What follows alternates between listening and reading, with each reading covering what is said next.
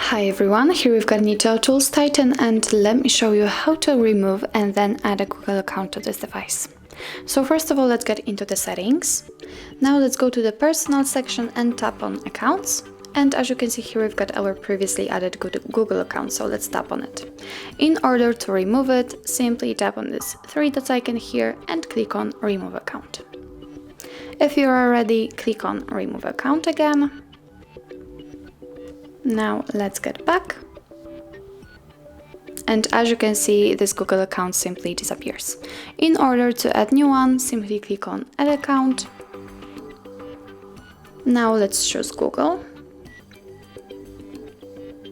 Make sure that you're connected with a Wi-Fi or any other internet source. And from this step we can either create a new account if you do not have your own, or simply type your email or phone. So let me do this.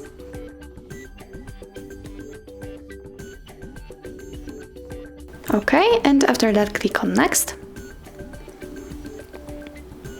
Now we have to enter our password, so let me do this out of the screen. Okay, and let's click on next. Here we've got some Google Terms of Service and Privacy Policy. Of course you can read them. Simply tap on it, choose the one you want to read, and here we've got all the info. Let's click on close and let's click on I agree. And here we will have some backup and storage info. Click on accept. And as you can see, we just successfully added our Google account. So that's all. This is how to remove and then add a Google account to your Niteo Tools Titan.